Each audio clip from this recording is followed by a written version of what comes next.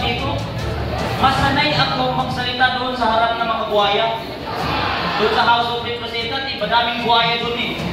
Kasi ang dati, akala ko ang mga buhaya nasa ilog lang. Ngayon, social lang. Andun sa House of Representatives ang karamihan. Akala ko dati, yung buhaya nung bata pa ako, tao lang ang kinakagat. Ngayon, pera na. Hindi pa rin, hindi bilyon ang ninakaw nila. Kaya ngayon, kaming mga kabataan ay nakikisa at nakikilahok sa pakikipaglaban kontra korupsyon upang sa ngayon, may parating namin sa lahat ng nasa posisyon, sa lahat ng nasa taas, na ang mga kabataan ay pagod na at sawa na sa korupsyon na nangyayari sa ating bansa.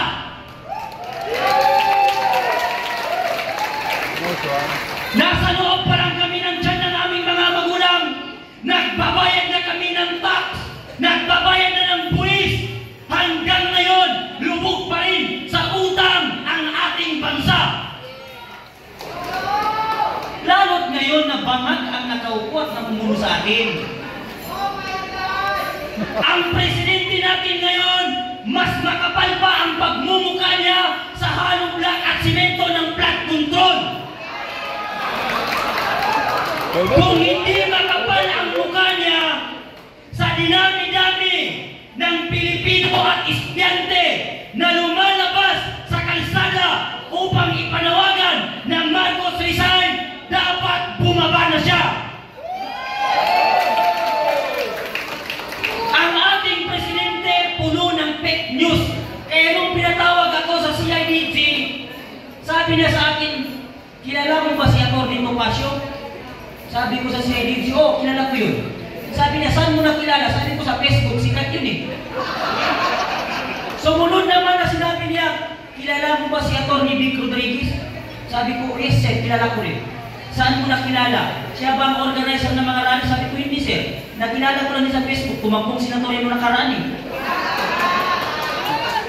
Sabi niya, ngayon, kung hindi ka pala sabi niya membro o nag-oorganisa sa mga rally, bakit ka nakakapagsalita? Sabi ko siya, kung gusto mo sumama ka sa rally namin. Kasi sabi ko, noong pumunta ako sa rally, sabi sa MC, meron pa bang gustong magsalita dyan o maglabas ng inahin? Kaya sabi ko, lumapit ako, nagsalita ako. Ngayon sabi niya, ikaw ba itong nasa video? Sabi ko, yes sir, sa ako yan. Sabi nung general, hindi, baka AI. Sabi ko, hindi sir, ako talaga yan. Sabi niya, okay, kinumpir mo na ikaw yan. Ngayon sabi nung apat na general, panoodin natin yung video. Sabi ko, yes sir, panoodin natin, i-play yung video. Pinlay yung video. Kuwang-kuwa dun sa video, may lighter na ba ang lahat? Ngayon sabi niya, ikaw ba yung nagsiguro ng may lighter na ba ang lahat? Sabi ko, yes sir, ako yan. Bakit mo sinabi na may lighter na ba ang lahat? Susunugin niyo ang kung ano dyan? Sabi ko, hindi sir. Kaya ko sinigaw na may lighter na ba ang lahat kasi magka-candlelighting kami. Ngayon sabi niya, sinabi mo kanina, hindi ka part ng mga organisasyon o mga rally. Paano mo nalaman na magka-candlelighting kung hindi ka pala kasama sa mga meeting? Sabi ko, sir, napakadaming rally ang pinuntahan ko. Minsan nakaupo lang ako, binibigyan ako ng kandila. Kaya naisip ko, baka magka-candlelighting kami sa liwasan. Kaya in-advise ko na. Sumunod naman, sabi niya, dito naman tayo sa isang video. Sabi ko, okay. Sabi niya, ikaw ba ito? Sabi ko, ako rin yan, sir. Ngayon, yung nasa video na yun, within 30 minutes, lulusobin natin ang Mindiola. Ikaw ba yung nagsabi na? Sabi ko, hindi, sir, magkaibang boses eh.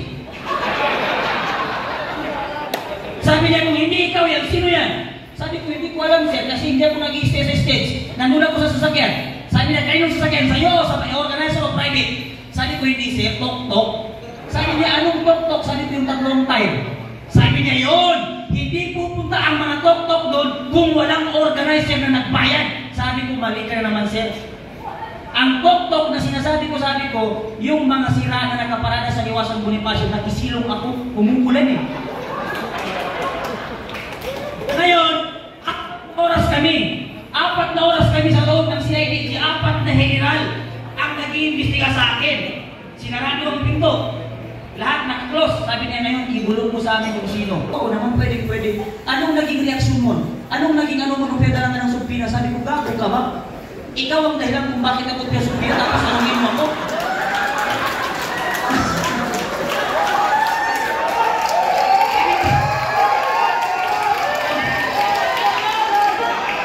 Sabi ko lang, tingin patrong ka, kung ba? Ikaw yung dahilan kung bakit ako pinasubira tapos ngayon tatanungin mo kung hindi ako nagulat. Tanong sa ito. Kaya tayo ngayon mga kababayan, sabi ko sa CIDG, kahit 100 truck pa ang subina na ipadala nila sa bahay namin, handa kaming ipangalandakan at ipagsigawan ng Marcos Rizal at papanagutin ang lahat ng politikong sakot sa nagawan sa ating bansa. Mabuhay tayong mga Pilipino, mabuhay ang hangpan ng manisog, mabuhay!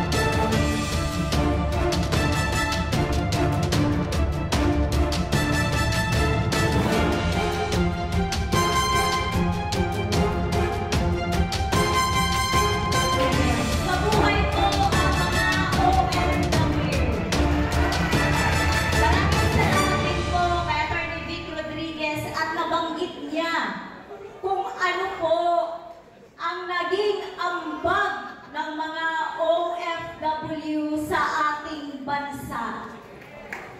Billion of dollars ang remittances ng mga OFW. Billion din ang ninakaw sa atin. Ang OFW, iniwan ang pamilya para magkaroon ng mabuting kinabukasan ang kanilang mga anak. Pero ang administrasyong ito